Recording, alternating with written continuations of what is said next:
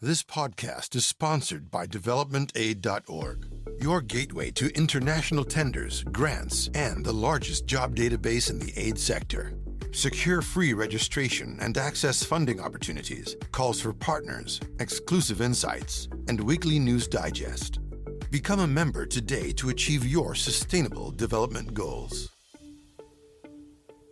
Hello everyone, welcome to Development Aid Dialogues. I'm your host, Hisham Alem. Today's conversation focuses on a major breakthrough in climate accountability for the development sector.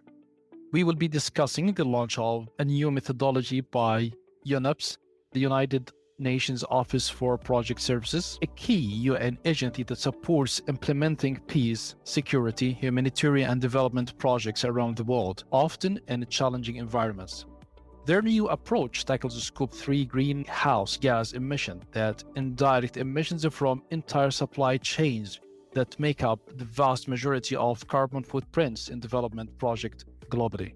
To help us understand this important step, we are honored to be joined by Samantha Stratton-Short, the head of strategic initiatives for UNOPS, infrastructure and project management, and leader of the organization's climate action program. Samantha brings over 20 years of experience working on climate resilience and sustainable development with governments, international organizations, and NGOs across the globe. Samantha, thank you for joining us today. Thank you, Hisham. Samantha, first to set the stage for our listeners, can you tell us why it is important for UNOPS to look at emissions from all parts of its work, not just what it does directly, but also from suppliers and partners? Yes, thank you again for having us on your podcast. Scope 3 emissions are the indirect emissions generated across our value chain, primarily to the goods and services we procure and the projects we deliver. And it's a large part of what we do. So reducing our direct operational emissions is a core responsibility for UNOPS, but we must go beyond that and measure the emissions of our suppliers, our partners, and our implementation activities as well. So this allows us to understand the full climate impact of our work, and it gives us the ability to influence others, our partners, even markets, to adapt and adopt new low-carbon solutions. So a big part of leading the way in climate action is making sure we use our influence effectively to cut down on what are Scope 3 emissions for us. So this effort is absolutely a joint commitment. We must and do work closely with other agencies across the UN family, as well as our suppliers and our partners. And what makes this approach a real winner for us is that the methodology provides a shared platform, which showcases that by cooperating and utilizing each of our specific advantages or mandates, we can achieve far greater impact than we could alone. UNOPS is one of the UN system's largest implementing bodies for infrastructure and procurement. And this unique role gives us powerful leverage. So by embedding climate criteria into our procurement process and infrastructure designs, we can lower our emissions and make our offices and our projects more resilient. So when we add Scope 3 assessment to the equation, we can also transform supply chains, shift markets, and drive down emissions, not just for ourselves, but across billions of dollars in global development projects. So in short, a great amount of our impact lies in our Scope 3. So by including this area in our climate action strategy, UNOPS is demonstrating that we're not just measuring our own operational footprint, but actively using our institutional expertise to convert global climate action into local, resilient, and low-carbon results throughout the entire development pipeline. For those who are new to the topic, could you briefly explain what Scope 3 emissions are? The Greenhouse Gas Protocol splits a company or an organization's total greenhouse gas emissions into 3 scopes. So Scope 1, or direct emissions, are the emissions the organization makes itself. It's not a great example, but like burning fuel in their own cars or offices. Scope 2, sometimes referred to as the easy indirect emissions, are the emissions from the energy the organization buys, like electricity. And then Scope 3, or the indirect emissions, are everything else. And this is typically over 90% of the total, coming from suppliers, travel, partners. the organization doesn't control it. And that makes it really hard to measure. And we have to rely on external data, other organizations' data, and it's also really hard to fix. It's a huge tracking headache, and it's often criticized as being vulnerable to double counting.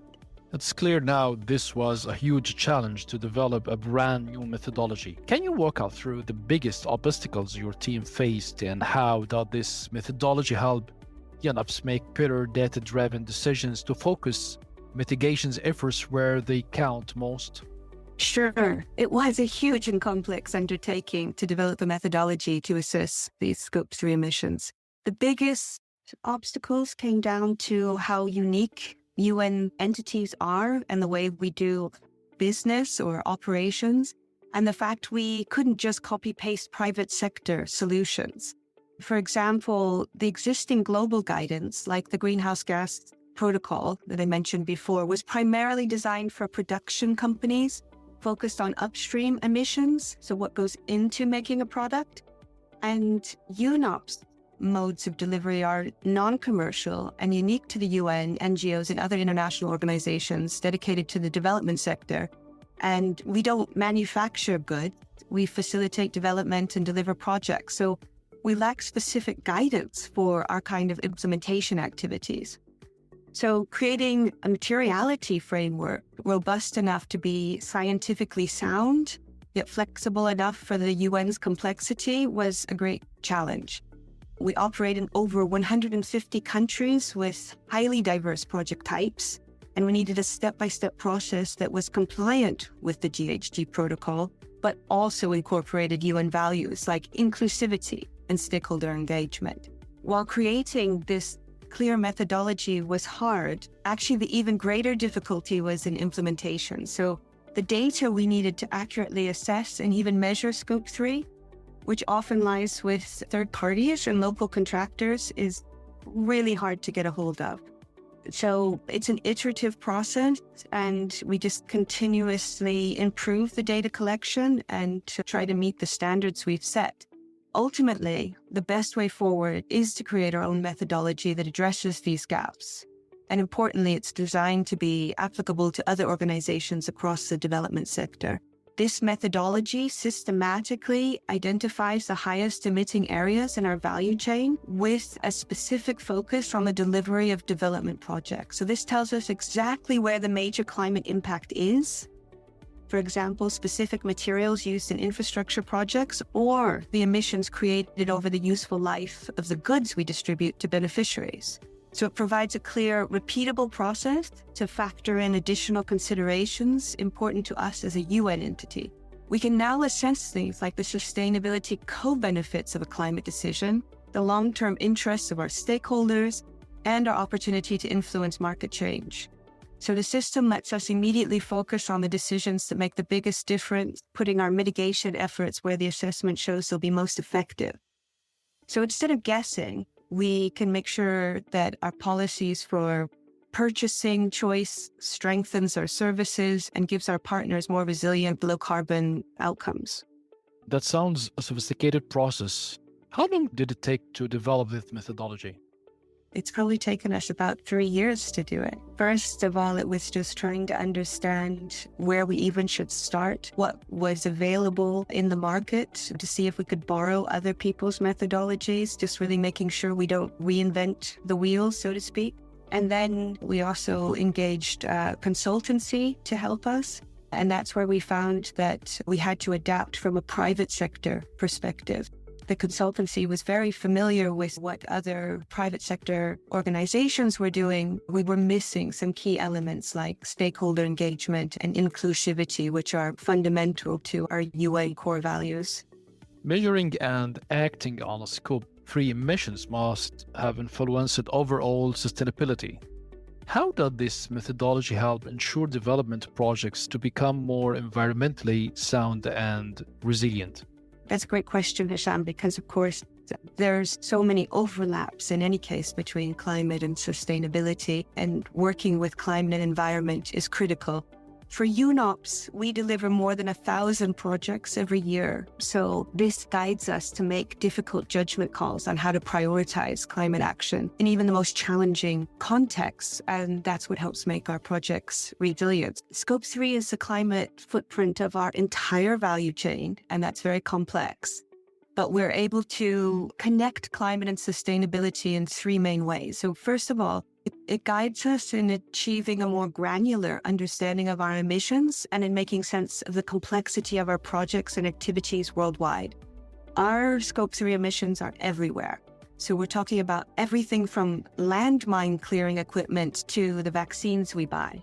That means we have to tailor our sustainability plans to match the specific needs of each activity. So second, our methodology appreciates that assessing qualitative materiality considerations matters.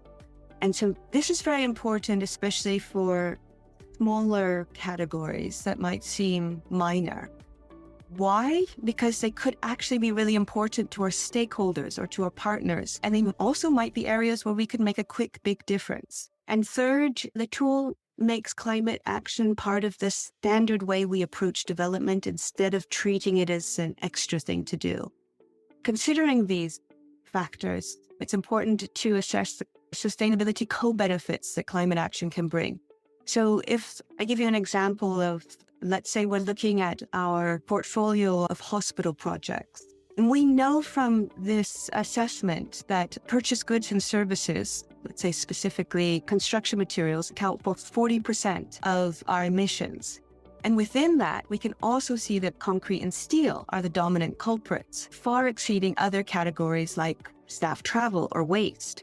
The result is that just by that assessment alone, we now know that we can choose to focus on concrete, for example.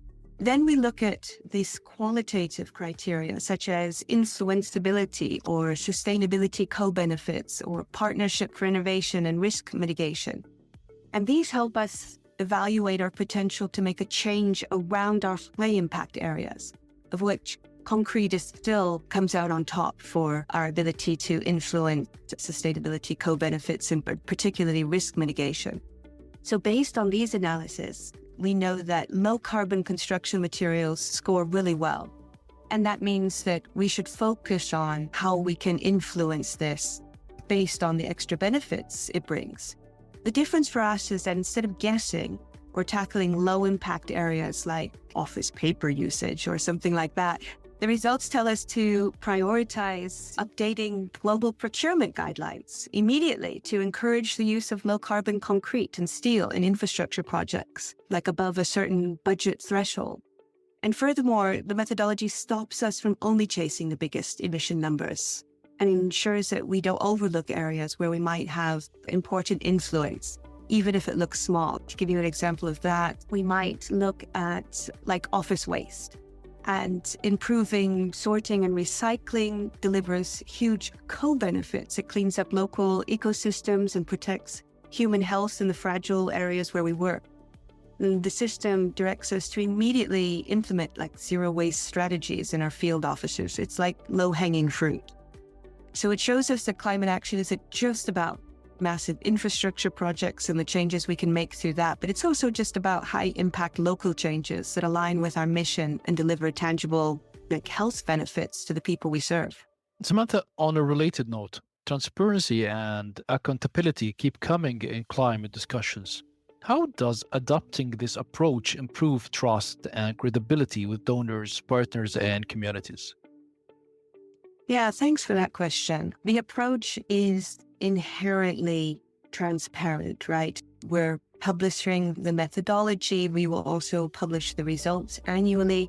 We believe that will help to build trust, but also for like donors and partners, we believe it reinforces credibility and honesty, and we use it as a compass to show exactly why we prioritize a specific action, like we're buying greener computers over others.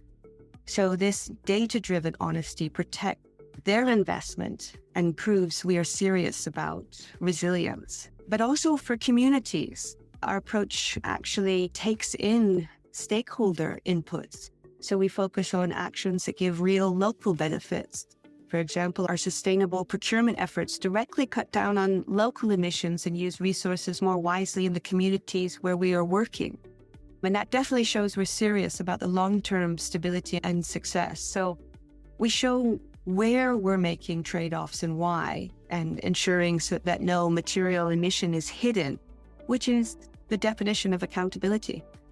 Thank you for this clear answer.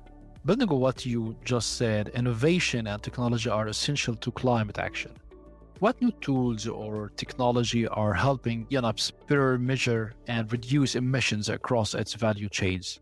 That's a really good question. I think we always have to start with, what I said, one of the biggest obstacles we have is data.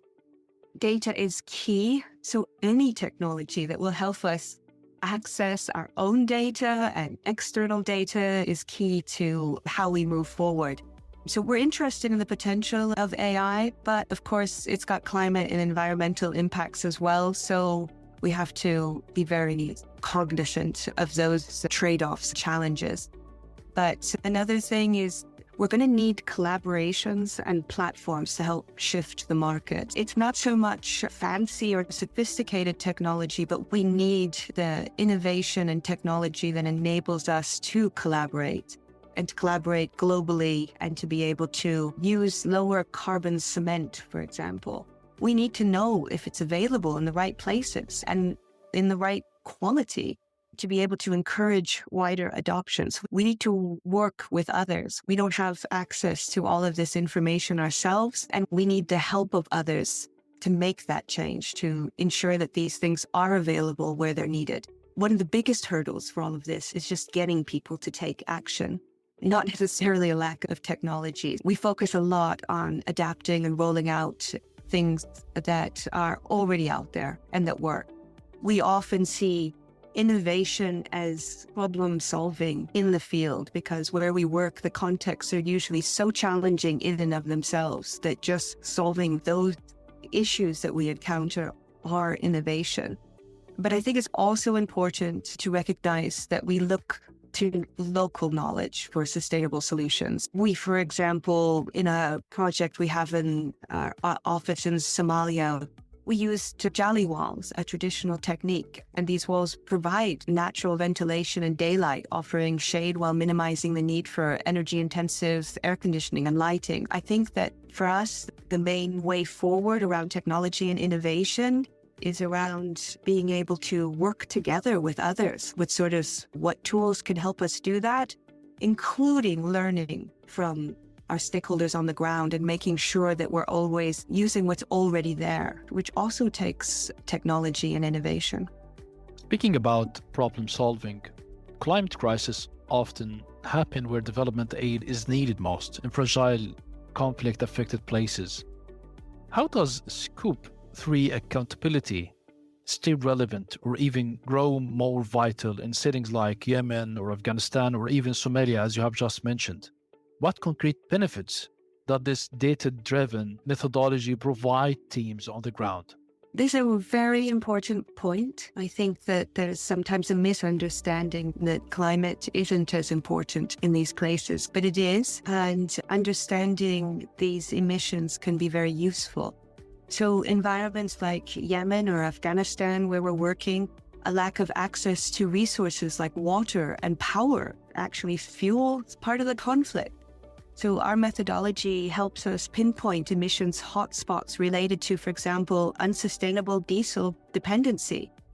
And by forcing us to prioritize solar-powered infrastructure and green procurement, we reduce that vulnerability of essential services to supply shocks and price volatility. And not only that, we must not just rebuild, but we need to build back better.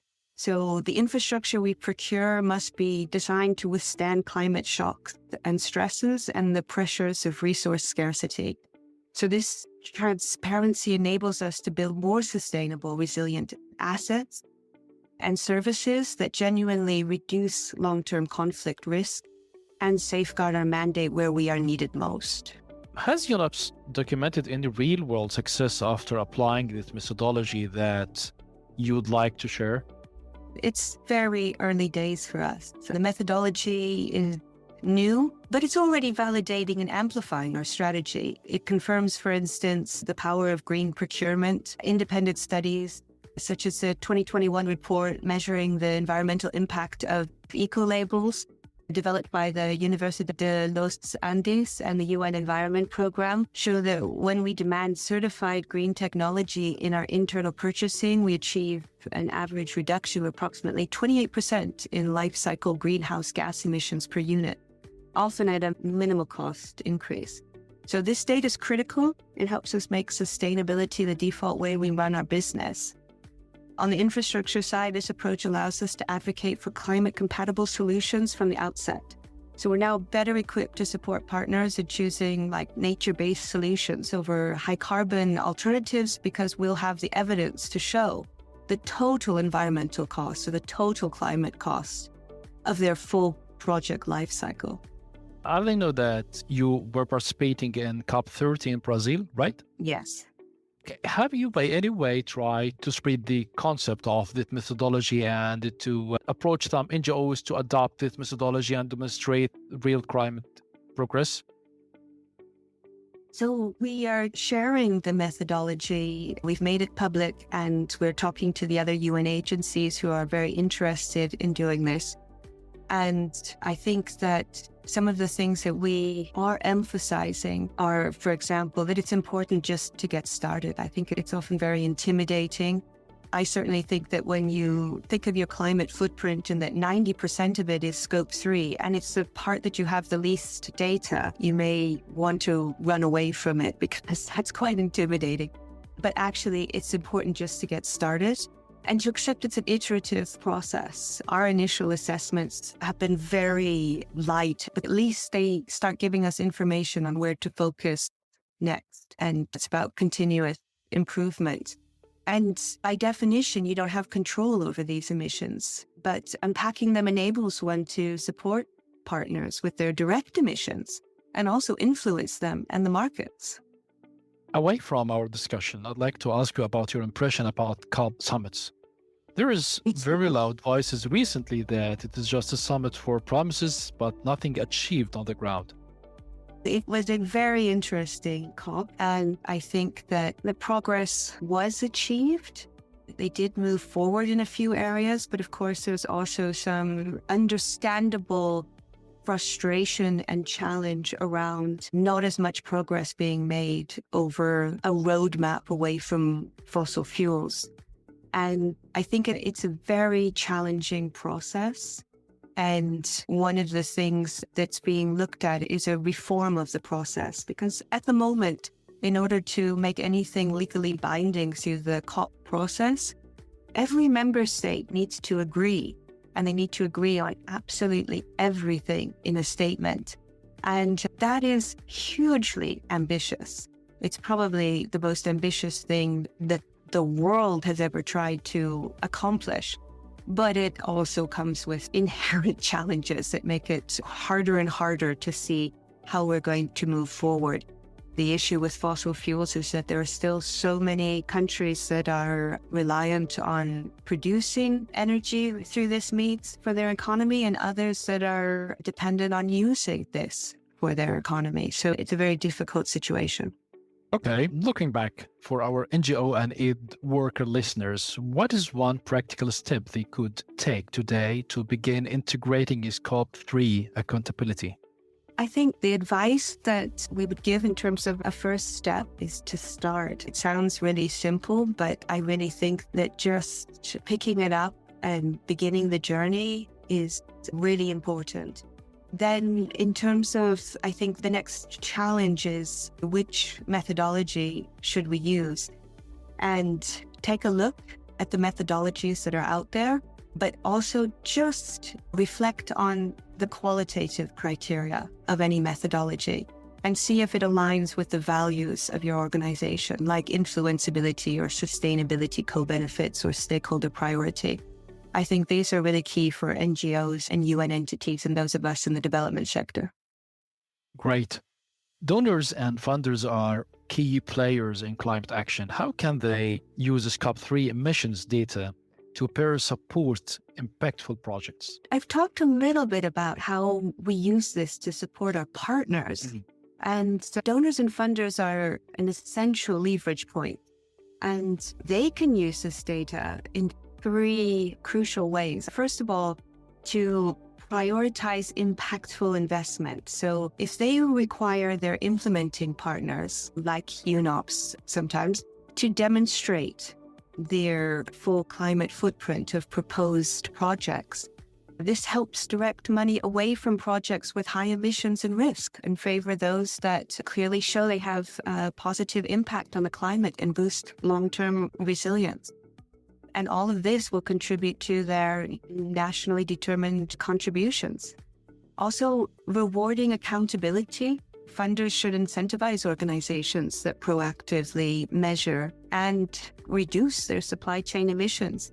This would really drive everyone towards better practices. But also, the standardization of the requirements will be really helpful. So by aligning funding requirements with robust methodologies such as the GHG protocol or the Science-Based Targets Initiative or anything else that's compliant methodologies like ours, donors can foster wide adoption of sustainable practices. And this way, climate action isn't just a small detail in a report, but it becomes a core part of how everyone does business. Thank you so much, Samantha, for sharing your valuable insights and expertise with us today. For our listeners, if you found this conversation helpful, we encourage you to share it with your colleagues and networks.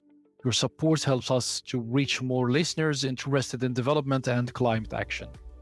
Don't forget to follow Development Aid Dialogues on your favorite podcast platform to stay updated on future episodes. That's for today's Development Aid Dialogue. Thank you for joining us today. Stay tuned for more conversation that matters. I'm Hisham Alam signing off. Goodbye.